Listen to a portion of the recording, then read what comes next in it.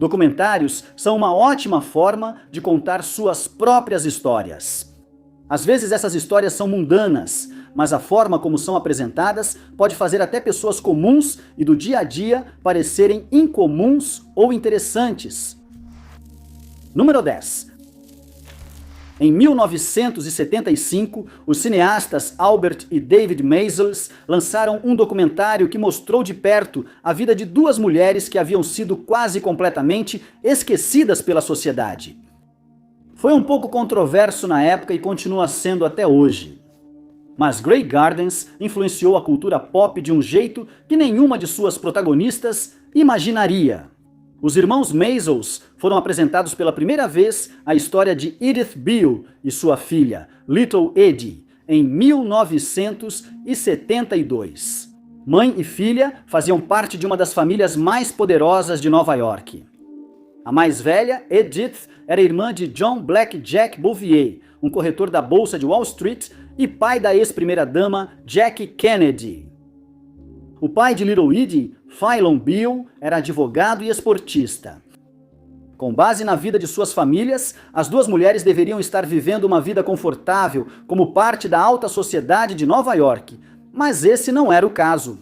Philon se separou da esposa na década de 1930 e se divorciou oficialmente na década de 1940. Edith mudou-se de vez para Grey Gardens, uma grande mansão em East Hampton.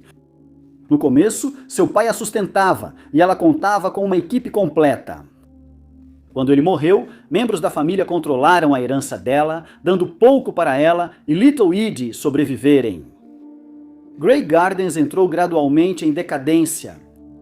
Little Edie abandonou os sonhos da Broadway e a vida em Manhattan para morar com a mãe e apoiá-la, mas pouco pôde fazer para evitar o declínio da propriedade. Os jardins estavam tomados pelo mato e a casa caía aos pedaços. Quando os irmãos Maysles foram apresentados às Beales pela primeira vez, elas estavam lutando para impedir que sua casa fosse tirada delas. O estado da propriedade se deteriorou tanto que chamou a atenção das autoridades locais. A casa estava infestada de pulgas e habitada por gatos e animais selvagens. As autoridades locais iniciaram inspeções, que Edith chamou de invasões, e ameaçaram despejá-los. No verão de 1972, as sobrinhas de Edith intervieram para fornecer os fundos necessários para estabilizar e reparar a casa. Agora estava de acordo com os códigos da vila, mas ainda não tinha condições para ninguém morar lá. Ainda assim, as Beales seguiram morando ali. Grey Gardens teve o apoio de Lee Radziwill, mas foi engavetado. Em 1974, os Maysles voltaram sem o apoio dela, mas Edith e Little Edie pareciam felizes em recebê-los. A equipe de filmagem criou vínculo com as Beale durante um ano, registrando momentos do dia a dia delas. Grey Gardens não tinha música de fundo, narração ou entrevistas formais. Em vez disso, as duas mulheres conversavam com os cineastas e com a câmera enquanto passavam seus dias, relaxando em uma varanda no andar de cima ou ouvindo música no quarto que compartilhavam. Elas relembram histórias da juventude, quando integravam a alta sociedade e tinham a vida inteira pela frente. As histórias de Little Edie são especialmente tristes. Ela tinha cerca de 50 anos no documentário e parecia ter sacrificado muito da vida para apoiar a mãe. Ela comenta sobre amigas que foram enfermeiras no exterior na Segunda Guerra Mundial e se apaixonaram, além de antigos relacionamentos que acabaram em parte pela desaprovação materna. Às vezes, as duas Ediths discutem enquanto as equipes de câmera e som assistem, mostrando ocasionalmente imagens do espelho. Às vezes, assistir é desconfortável e os irmãos Maysles foram criticados por explorar duas mulheres vulneráveis. Mas eles argumentaram que as Beales não eram doentes mentais, apenas excêntricas e que estavam se afirmando. E esse documentário deu voz a elas. Número 9. A história de Joe Simpson e Simon Yates é uma que já foi contada muitas vezes, desde a viagem horrível deles aos Andes peruanos em 1985. O documentário de 2003 sobre essa provação é uma recontagem que leva o público o mais próximo possível dos acontecimentos, enquanto Simpson e Yates, eles mesmos, recontam a história. Touching the Void, lançado em 2003, é baseado em um livro de memórias de Simpson, personagem principal da história. Simpson e Yates eram alpinistas experientes de 20 e poucos anos na época da viagem ao Peru. Ambos eram ambiciosos e sonhavam em escalar o máximo de montanhas possível. O objetivo deles, em junho de 1985, era escalar a face oeste do Ciula Grande. Era um caminho que nunca havia sido conquistado antes, embora muitas pessoas já tivessem tentado. A primeira parte do documentário relata a jornada deles até o topo da montanha de 6.344 metros de altura. A história é narrada por meio de uma dramatização e entrevistas com Simpson, Yates e Richard Hawking, o parceiro que não escalava e ficou no acampamento base. As entrevistas são feitas separadamente, com cada homem falando para a câmera enquanto descreve os pensamentos que passavam por sua mente durante a provação. Após uma escalada difícil, Simpson e Yates alcançaram o topo da montanha num feito que não foi repetido pela mesma rota desde então. Os dois alpinistas descrevem em suas entrevistas o alívio que sentiram, já que 80% dos acidentes de escalada acontecem na subida, e agora eles só precisavam descer. Agora eles desceriam pela face norte da montanha. As coisas começaram tranquilamente, mas não muito tempo depois do início da descida, Simpson escorregou e quebrou a perna. O alpinista descreve em detalhes dolorosos exatamente o que aconteceu e o quanto estava sentindo dor. Simpson não conseguia apoiar peso na perna quebrada e ainda restava uma longa descida pela montanha. Simpson achava que Yates o abandonaria para se salvar, mas Yates queria salvar os dois. Ele amarrou uma corda entre eles e iniciou o difícil processo de descer Simpson pela montanha. A cada 45 metros, Simpson precisava se levantar para aliviar a carga na corda, permitindo que Yates passasse o freio por cima de um nó.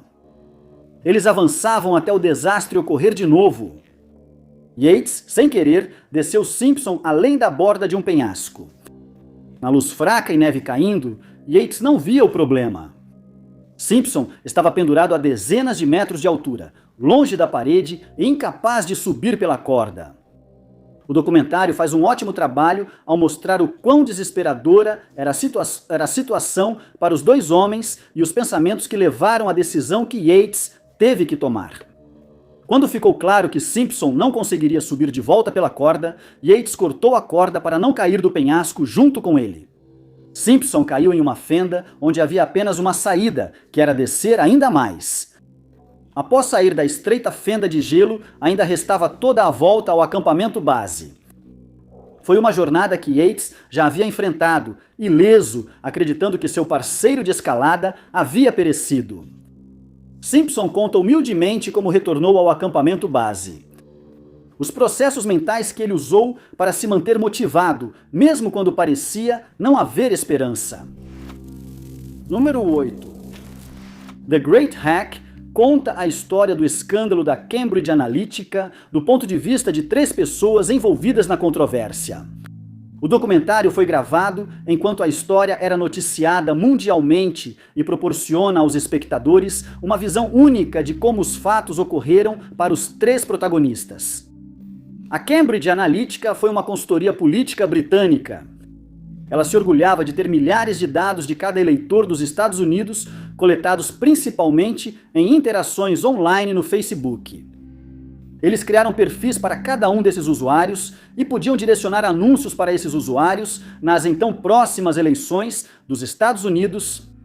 Essas ferramentas já haviam sido usadas pelo SCL Group, empresa-mãe da Cambridge Analytica, em outros países. O grupo SCL fez campanhas de operações psicológicas, PSOP, para influenciar o voto das pessoas ou desmotivá-las a votar, se não fossem persuadidas a apoiar os interesses dos clientes. Em dezembro de 2015, jornalistas revelaram que a Cambridge Analytica coletava dados ilegalmente para campanhas políticas nos Estados Unidos. Embora o foco da mídia fosse no Facebook, onde a maioria dos dados foi coletada, havia mais nessa história além de um vazamento na plataforma. A jornalista Carol Cadwalader seguiu investigando o envolvimento da Cambridge Analytica com a campanha Leave.eu na eleição do Brexit. A investigação e a entrevista de Carol Cadwalader são a base do documentário. No documentário, ela mostra que foi mais do que dados vazados, evidenciando a manipulação das eleições no mundo.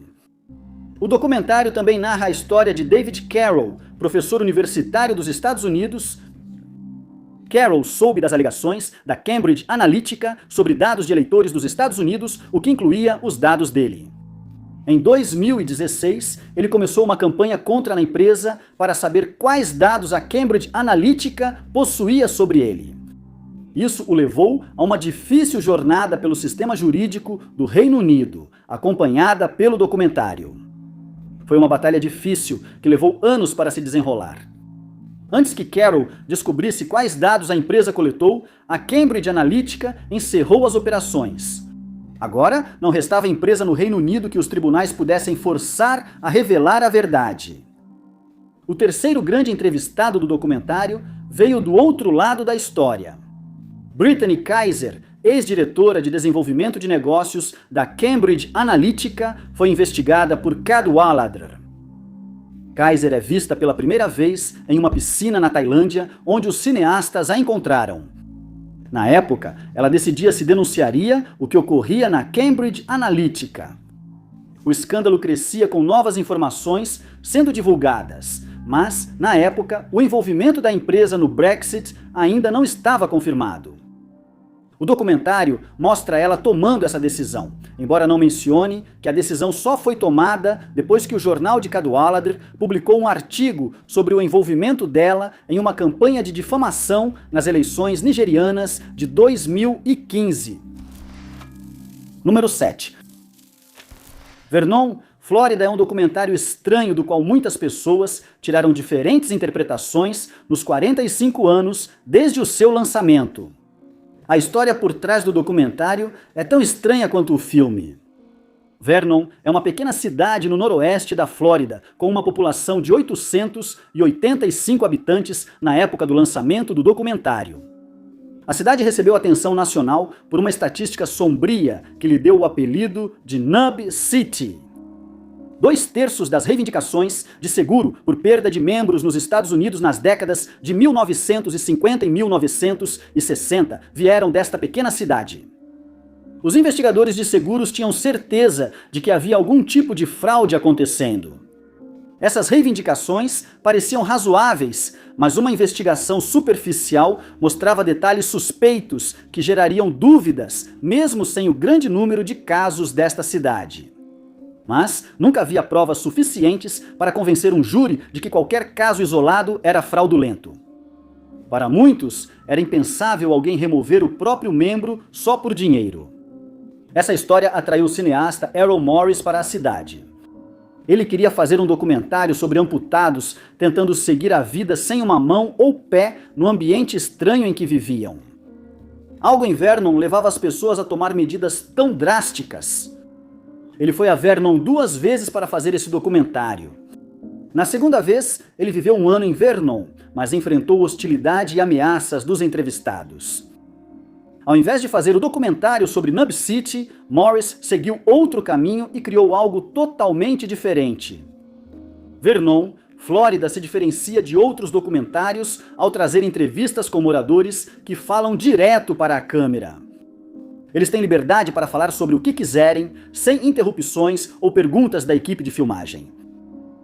Um homem conta sobre animais selvagens que capturou e criou como pets, como um guaxinim e uma tartaruga. Outro conta histórias sobre uma caçada ao peru selvagem que fez, explicando como colecionou os vários troféus que tem em exibição. Um casal fala sobre ir para Nevada e coletar a areia do local do primeiro teste de arma atômica. Eles mantêm em um pote e acham que está crescendo. Apesar de muitos espectadores ridicularizarem seus personagens e modos excêntricos, não há nada de zombeteiro neste documentário. Morris assumiu um projeto sobre algo que seus personagens não queriam discutir, permitindo que eles conduzissem a narrativa. Seja lá o que for. Número 6. Durante a Guerra do Vietnã, mais de 1.000 soldados americanos foram capturados e feitos prisioneiros de guerra. Só 32 conseguiram fugir dos campos de prisioneiros de guerra e retornar em segurança. Desses, Dieter Dengler foi apenas o segundo. Após 6 meses em cativeiro, Dengler fugiu de um campo no Laos e foi resgatado por helicóptero. O documentário de 1997, Little Dieter Needs to Fly, permite que Dengler conte sua história. Dengler desejava voar desde jovem, enquanto crescia na Floresta Negra, Alemanha. Durante a Segunda Guerra Mundial, forças aliadas destruíram sua aldeia e sua família caiu na pobreza. Mas ver aviões aliados, especialmente americanos, voando acima, fez Dengler sonhar em se tornar piloto. No documentário, ele volta à aldeia onde cresceu e conta que sua mãe fervia papel de parede recolhido de casas destruídas para comer. Mesmo após a guerra, sair da pobreza era muito difícil para a família. Dengler foi aprendiz de um ferreiro abusivo, mas manteve seu sonho. Em 1956, com apenas 18 anos, ele pegou carona até Hamburgo e partiu de navio para Nova York. Em 1957, alistou-se na Força Aérea dos Estados Unidos. No entanto, Dengler não conseguiu realizar seu desejo de voar dentro da Força Aérea. Ele passou no teste de cadetes de aviação, mas só quem tinha faculdade podia ser piloto. Ainda assim, ele persistiu e ingressou na faculdade para se formar em aeronáutica.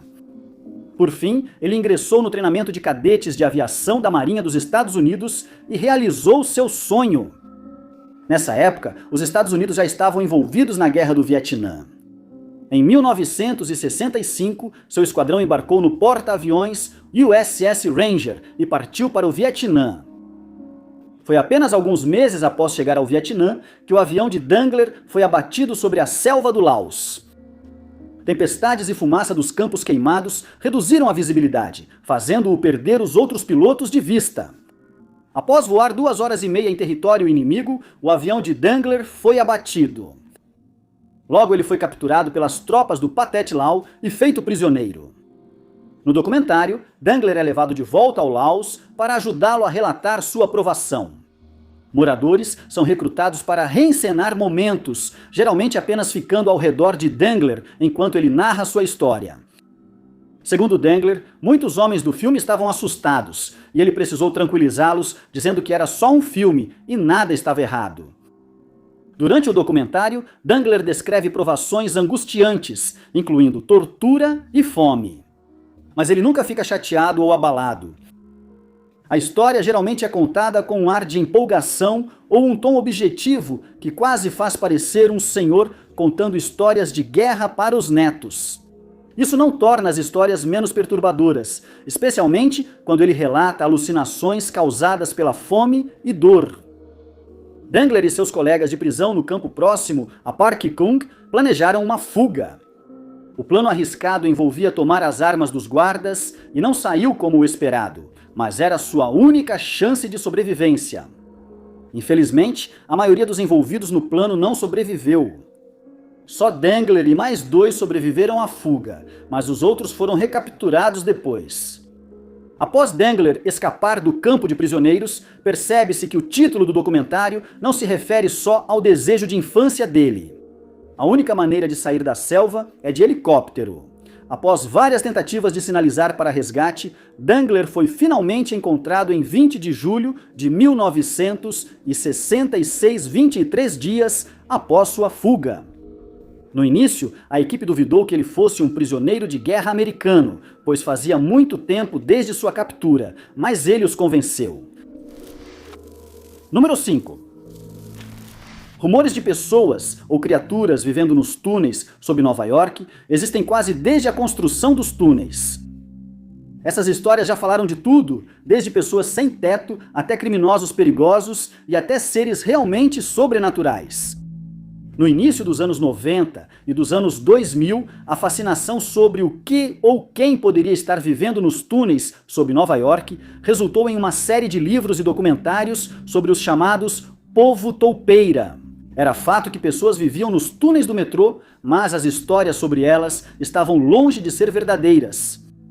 Voices in the Tunnel, In Search of the Mole People foi um documentário lançado que tentou descobrir até que ponto essas histórias eram verdadeiras. O documentário de 2008 se inspira em um livro da escritora Jennifer Toth. Em 1993, Toth publicou o livro O Povo Toupeira, Vida nos Túneis sob a Cidade de Nova York. Segundo Toth, ela fez inúmeras viagens aos túneis, incluindo o Freedom Tunnel, onde afirmou ter testemunhado uma sociedade inteira de pessoas que raramente ou nunca iam à superfície. Havia professores, prefeitos eleitos e até crianças nascidas sob a terra. As pessoas sobreviviam basicamente com o que conseguiam encontrar, sendo que apenas alguns poucos subiam à superfície para buscar recursos. O livro de Toth virou uma das obras mais famosas sobre o tema, mas logo surgiram dúvidas sobre suas histórias. O livro de Toth trazia várias entrevistas com moradores dos túneis, mas algumas dessas histórias são totalmente fictícias. Especialistas em metrô afirmaram que a disposição dos túneis é impossível, levantando dúvidas sobre o que Toth realmente viu. Apesar da polêmica, era certo que havia pessoas nos túneis, mas não tantas quanto Toth dizia. Vozes no Túnel acompanham os cineastas Vic David, Kenny Sherry e Eric Oberholzer enquanto eles se aventuram nos túneis em busca da verdade. O documentário traz entrevistas com Toth, que explica o que a atraiu para o tema, e com pessoas que viviam nos túneis. Às vezes, é difícil acreditar nas histórias contadas por pessoas em situação de rua. É possível que alguns dos homens entrevistados já tenham tirado vidas antes, mas também é possível que estejam apenas se gabando de crimes que nunca cometeram. O documentário foi criticado por possivelmente explorar o seu tema. Diferente de outros documentários sobre pessoas nos túneis de Nova York, os criadores de Vozes nos Túneis não tinham vínculo com essa comunidade, e não se sabe se alguém do documentário foi beneficiado. Número 4. À primeira vista, Gates of Heaven é um documentário sobre cemitérios de animais de estimação. É uma premissa simples, que até cineastas da época achavam insuficiente para um longa-metragem. Mas o documentário de 85 minutos conseguiu captar a atenção do público em geral e dos críticos de cinema, e continua sendo um documentário recomendado mais de 45 anos após ter sido feito. Gates of Heaven é o primeiro documentário de Errol Morris, e rompeu com todas as práticas que eram comuns na indústria. Não é um documentário do tipo Mosca na Parede, que era popular em 1978, quando o filme foi lançado, mas permite que os próprios entrevistados conduzam a história. Cada cena é cuidadosamente preparada, mas não parece haver muito controle por trás da câmera sobre o rumo das conversas. Gates of Heaven inicia com a história de Floyd McClure, dono de um cemitério de animais. Ele conta que sempre se importou com animais e, na infância, ajudou um amigo a enterrar um cachorro antes que os lixeiros o levassem. Após perder seu cachorro, McClure encontrou um terreno adequado e reservou 1 acre para o enterro. Com o tempo, outros também passaram a enterrar seus animais de estimação com dignidade. Mas, de acordo com McClure, ele deu mais importância ao coração do que ao dinheiro, o que significou que, quando o documentário estava sendo feito, seu cemitério de animais de estimação já havia fechado as portas. Morris inicialmente se deparou com o tema de seu filme enquanto lia um artigo de jornal. Centenas de animais de estimação enterrados no cemitério estavam sendo transferidos para o Napa Valley após o fechamento do negócio de McClure. A segunda metade do filme traz entrevistas com a família Harberts, dona do Bubbling Well Pet Memorial Park. A família é formada pelos pais, fundadores do negócio, e 2 filhos adultos, cada um com visões próprias sobre o negócio e a vida. Dan, um dos filhos em particular, parece muito mais interessado em tocar música no vale do que no negócio da família. Além dos envolvidos no cemitério de animais, outras pessoas também são entrevistadas no documentário. Uma dessas pessoas é Florence Rasmussen, idosa que vivia em uma casa com vista para o cemitério de McClure. A entrevista dela começa falando sobre animais de estimação e outros animais, mas logo se desvia para diferentes histórias sobre sua vida que parecem não ter nenhuma relação com o negócio do cemitério de animais. Ela fala do neto que criou, dos carros que comprou para ele e do casamento fracassado dele. Apesar de se contradizer, sua entrevista sem cortes a tornou estrela do documentário. Algumas pessoas que enterraram seu animal no Bubbling Wells são entrevistadas. Um casal comenta que um animal de estimação é mais que um objeto, tornando difícil decidir o que fazer após sua morte. A mulher diz: "Lá está seu cachorro, mas onde está o que o fazia se mover? Tinha que ser alguma coisa, não tinha?" Para muitos, Gates of Heaven vai além de cemitérios de animais, tratando de questões filosóficas sobre vida, amor e perda. Seja familiar ou animal de estimação. Número 3. Em dezembro de 2020, a Netflix lançou uma série documental polêmica que logo se tornou um dos programas mais assistidos da plataforma. A série documental O Acerto de Contas, de Sean Combs, analisou a ascensão e queda do magnata da música, detalhando crimes graves pelos quais ele foi acusado. Combs se destacou na indústria musical desde os anos 90. Segundo diversos acusadores, seu comportamento controlador e abusivo sempre esteve presente. Com o aumento das acusações, suas casas foram invadidas pelo Departamento de Segurança Interna e ele foi preso sob várias acusações.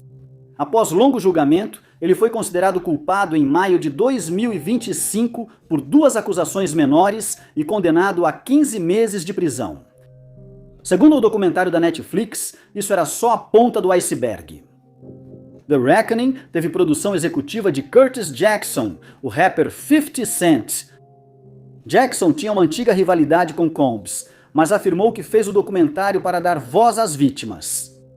Assim, o documentário é composto em grande parte por entrevistas com pessoas que conheceram Combs ao longo de sua carreira e que podiam testemunhar sobre alguns dos lados mais sombrios de sua vida. Os entrevistados eram amigos de infância, parceiros de negócios e artistas contratados pela gravadora.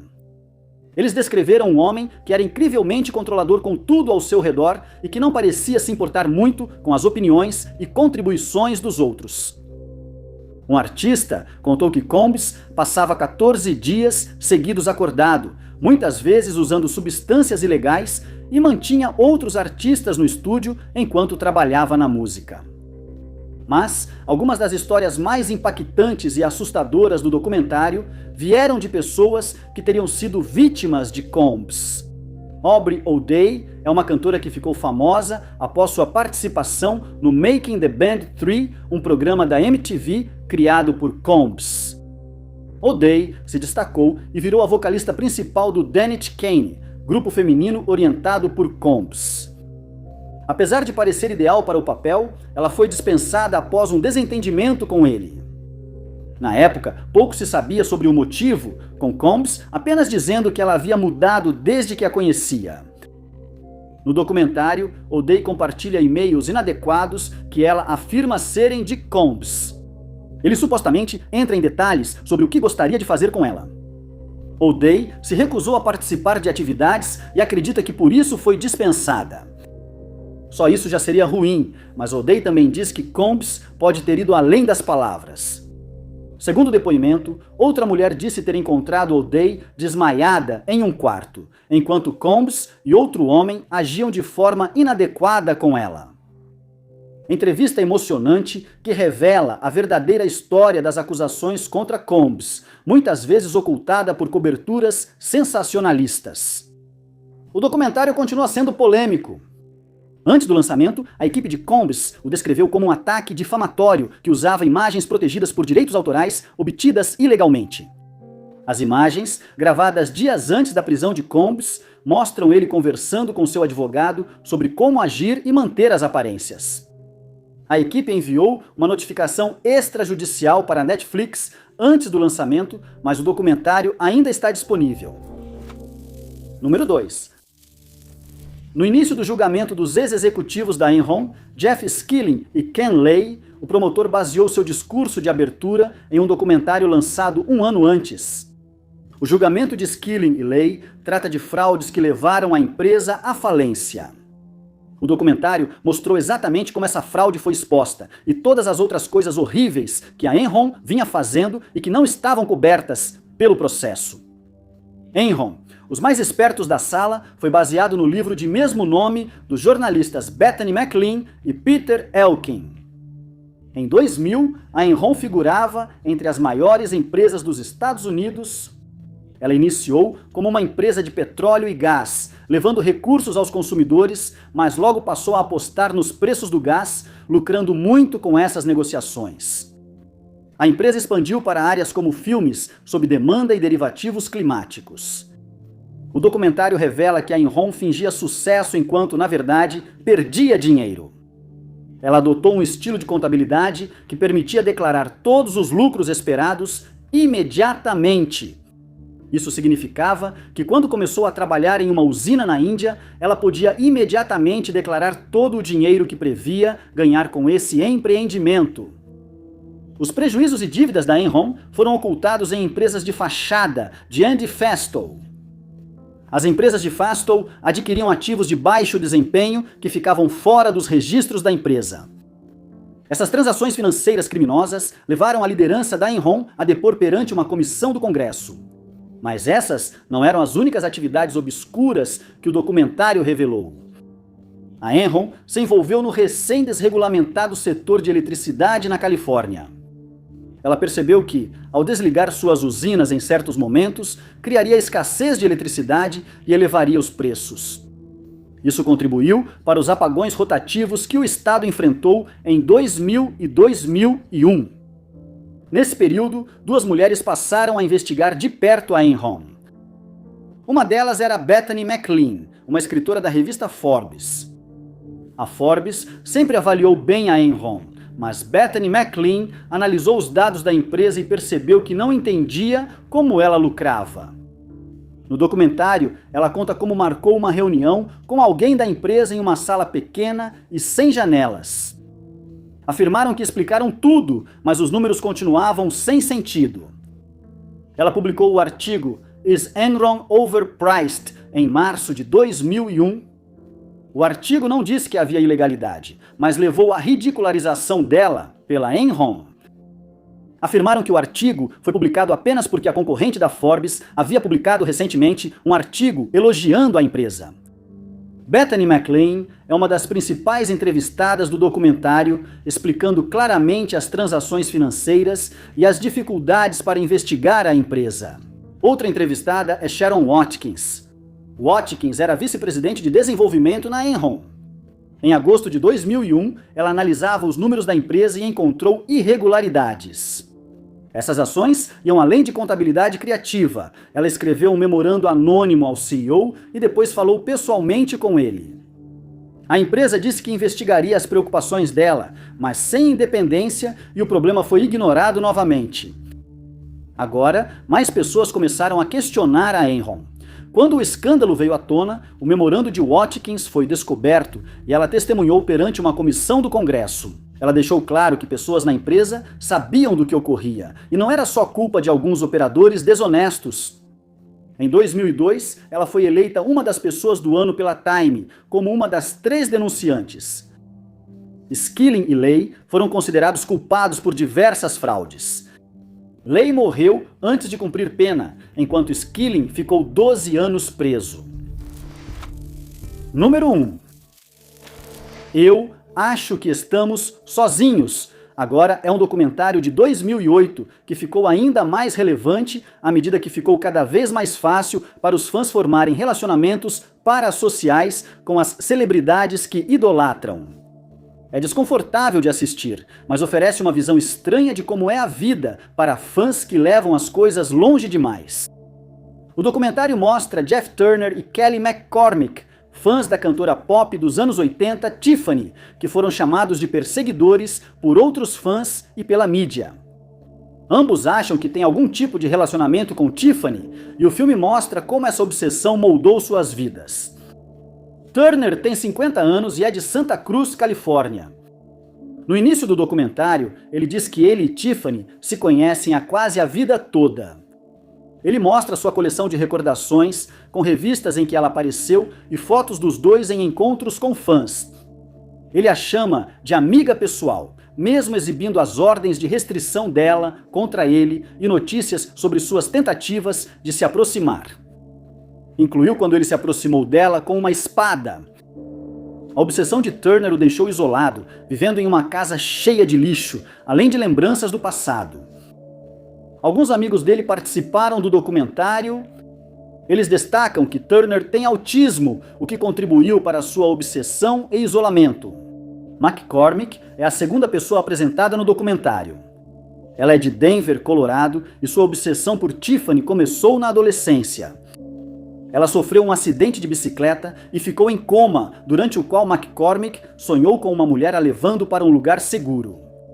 Ao acordar, ela ouviu a música de Tiffany e percebeu que era a mulher que aparecia nos sonhos dela. McCormick acha que nasceu para ficar com Tiffany. Em um momento triste do documentário, ela comenta o relacionamento de Tiffany com o marido. McCormick acredita que o homem roubou sua identidade e sua vida e está mentindo para Tiffany. Está claro que a doença mental é um fator tanto para Turner quanto para McCormick. Às vezes, o documentário parece explorar isso, principalmente no final. Turner e McCormick se conhecem assistindo a um show de Tiffany em Las Vegas. Eles dançam, encantados por ela. Nenhuma música dela está no documentário, e o show é mostrado com uma trilha de fundo suave e triste. Após o show, Turner e McCormick conhecem seu ídolo em um meet and greet. Apenas breves vislumbres de Tiffany aparecem, deixando claro seu desconforto com a interação. Infelizmente, isso não ajudou Turner nem McCormick, que saem sentindo que tiveram uma conexão única com a artista. O documentário foi chamado de um olhar não julgador sobre doenças mentais e permite que Turner e McCormick contem suas próprias histórias sem interrupções ou contradições. Muito obrigado por assistirem.